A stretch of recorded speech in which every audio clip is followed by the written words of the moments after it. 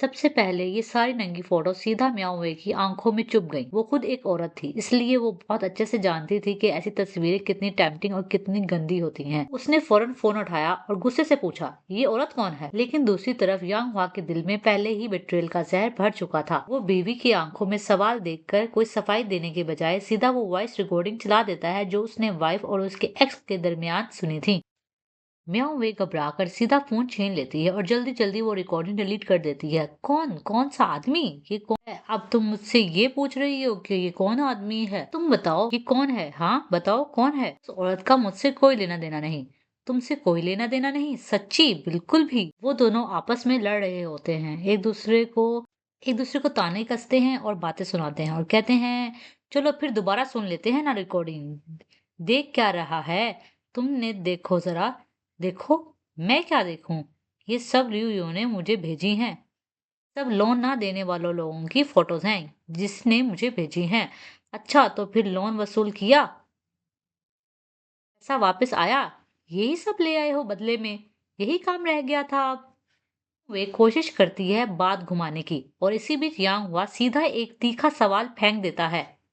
तुम उसके साथ सोई हो या नहीं? वो कहती है, बकवास बंद करो। सीधा जवाब दो, उसके साथ सोई हो या नहीं? इसे कहती है, मैं बोल रही हूं ना, चुप हो जाओ। बोलो ना, सोई हो या नहीं? तुम खुद ही सोच लो। आखिर वो ये कहकर चली जाती है। वो आगे से जवाब देता है, तो मतलब सोई हो ना? वगैरह तो हो तुम। ये तुम्हें लगता है मैं नहीं जी सकती तुम्हारे बिना? ये जिंदगी कैसे चले? वो आगे से जवाब देता है, तुम बोलो मैं कैसे जीऊं? मैं भी तो एक अच्छे कपल की तरह जिंदगी गुजारना चाह रहा था, लेकिन तुमने मुझे कहाँ चांस दिया।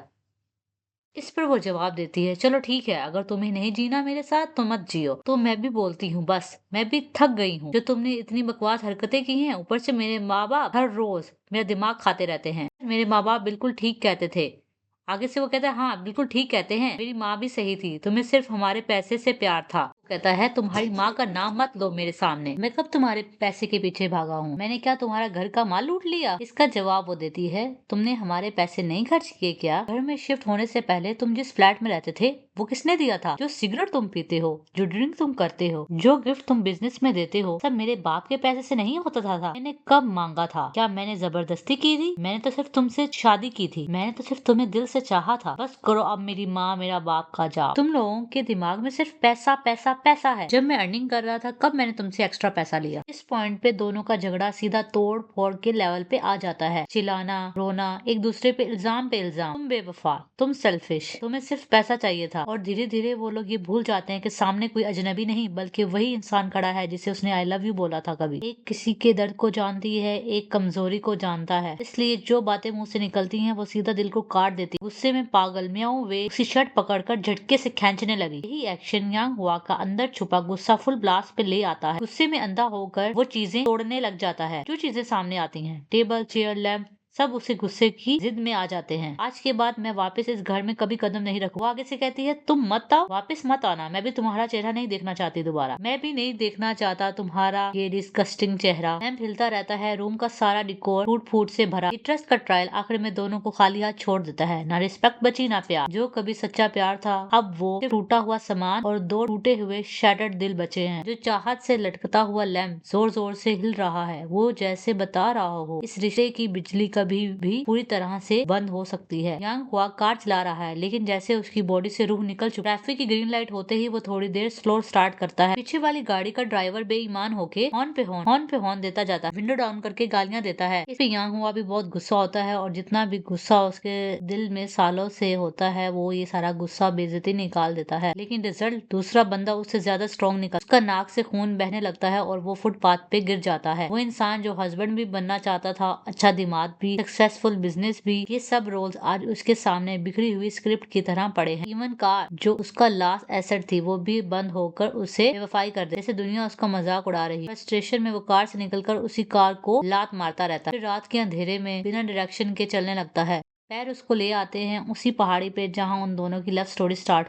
यही जगह थी जहां दोनों ने हमेशा साथ रहने का वादा किया था। फोन में सेव वो एक ही प्रपोजल वीडियो फिर से वो प्ले करता है। स्क्रीन पे वो खुद ही चमक रहा, म्याऊं मैं तुमसे प्यार करता हूँ बहुत ज्यादा करता हूँ। तुम किसी से प्यार करते हो? बस तुमसे, सिर्फ तुम। इतना ज्यादा वीडियो में एंथुसियाज्म, उतना ही आज ये साइलेंस, ये चीख तेज। जो प्रॉमिसेस उस वक्त इतने स्वीट लग रहे थे, आज वो ही चाकू बनकर उसका दिमाग में घुस रहे थे। वो नीचे शहर की रोशनी देख रहा है, नियॉन लाइट, बिलबोर्ड, कार, सब बहुत करीब भी लगते हैं और बहुत दूर भी। थक हार के वो गाँव वाले पुराने घर लौट जाता है। वही घर जिसको ये लोग पहले गरीबी, बकवास और यूजलेस बोलते थे, आज के टाइम पे वही घर उसका लास्ट सेफ प्लेस लग रहा होता है। वो सोचता है यहाँ फैमिली से थोड़ी तसल्ली मिलेगी, लेकिन घर वाले भी अपने अपने सपनों के साथ उसको देख रहे होते हैं। पड़ोसी के बेटे की बात छिड़ जाती है, जो ऑलरेडी सेकंड बेबी का बाप बन चुका है। बाप प्यार से पूछता है, वो डायनासोर वाले प्रोजेक्ट का क्या बना, कब ओपनिंग करेगा?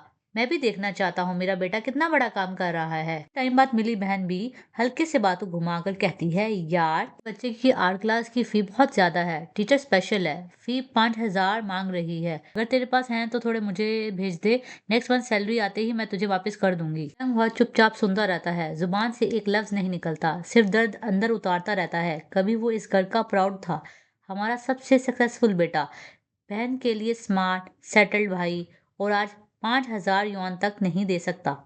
ना पेरेंट्स की एक्सपेक्टेशंस पूरी कर सकता है, ना बहन की छोटी सी मदद।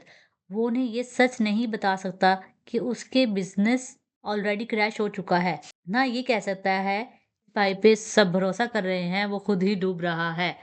वो उसी मिट्टी वाले पहाड़ पे खड़ा है जहाँ बचपन में सोचा करता था, एक दिन मैं बाहर जाऊंगा, बड़ा आदमी बनूंगा। आज वो वहीं खड़ा है, ठंडी हवा को चेहरा काटने देता है। हर तेजी से आती हवा जैसे चाकू हो, चेहरे पे भी दिल पे भी। थोड़ी देर का स्टॉप ओवर करके उसे दोबारा वहां जाना पड़ता है। जब वो घर के गेट पे पहुंचता है तो दीवार पर बड़ा सा लिखा नजर आता है, पैसा वापस कर। ये किसी ने स्प्रे से लिखा होता है। लाल पेंट के वो बड़े बड़े वर्ड अब सिर्फ लिखाई नहीं, उसके लिए शर्म का स्टैम्प बन जाते हैं। वो पागलों की तरह ब्रश, रैग जो मिले ले आता है और दीवार को घिस घिस के साफ करने लगता है। जैसे दीवार साफ हो जाए तो उसकी जिंदगी का धब्बा भी साफ हो जाए। उसका फोन बजने लगता है। तुम लोग मुझे जीने दोगे या नहीं? ये उस लड़की की कॉल होती है। बस इसलिए ना कि कल मैंने तुम्हारे कहने मान के अपना बॉडी नहीं बेचा, तुम लोगों ने मेरी फोटोज डाल दी ना। सुन लो, अगर तुम लोगों ने अभी मेरी फोटोज डिलीट ना की और मेरे घर वालों ने देख ली तो मैं अपनी जान दे दूंगी। समझ आता है कि लियो के चमचे ने न्यूड पिक्चर्स वेवे की इंटरनेट पर इंटरेस्ट के लिए लीक कर दी हैं।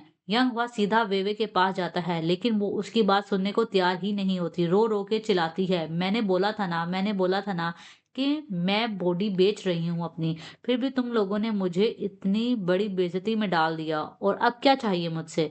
नेक्स्ट सेकंड ही वो अपनी पॉकेट से चूड़ी निकालती है और उसके सामने ही अपने हाथ की रगों को काटने लगती है। ये सब देखकर यांग हुआ हिल जाता है, उसे कुछ समझ नहीं आता कि वो क्या करे। वो उसका हाथ पकड़कर उसे गाड़ी में बिठाता है और तुरंत हॉस्पिटल की तरफ भागता है। इस सब के बीच उसकी अपनी जीने की उम्मीद खत्म हो चुकी होती है। कार में वे उसका हाथ झटक देती है, रोती है, चिल्लाती है, और ये देखकर यांग हुआ को भी समझ आ जाती है कि अब उसके पास भी एनर्जी और कैपेसिटी नहीं कि वो दूसरों की लाइफ का जिम्मा ले। हॉस्पिटल गेट पे पहुंच के वो वे को वहीं छोड़ देता है और बिना पीछे देखे मुड़ जाता है। फिर वो डेजर्ट में लुयो के फैंसी रेस्टोरेंट पे पहुंचता है। शाओ चंग को पकड़ के पूछता है, तुम लोगों ने उस लड़की की तस्वीरें क्यों वायरल की? तुम लोगों ने उस लड़की को क्यों इतना प्रेशराइज किया? तुम्हें जरा भी शर्म नहीं? इस दौरान वेवे की रूममेट का मैसेज आता है, वो अब उस दुनिया में नहीं रही। हॉस्पिटल के सामने रोड पे उसकी डेथ हो गई है।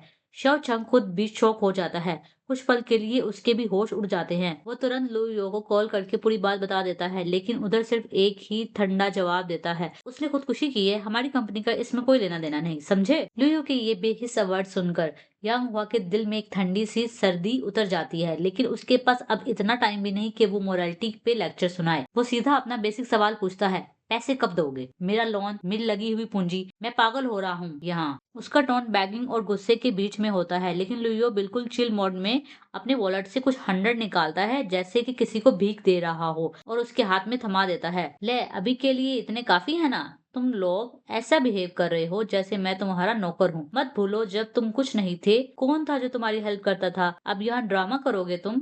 समझते हो मैं डर जाऊंगा? उतने में ही यांग हुआ को अपने करोड़ की इन्वेस्टमेंट, वे की चीप सी सेल्फ रिस्पेक्ट वाली डेथ, सब एक साथ याद आते हैं। उसी पल उसके लिए लोयो का असली चेहरा बिल्कुल क्लियर हो जाता है, लेकिन लाइफ अभी भी चैन नहीं लेने दे रही। वो रेस्टोरेंट से निकलता ही है कि उसको फोन पे एक वीडियो कॉल आता है लोन रिकवरी वाले लोगों का।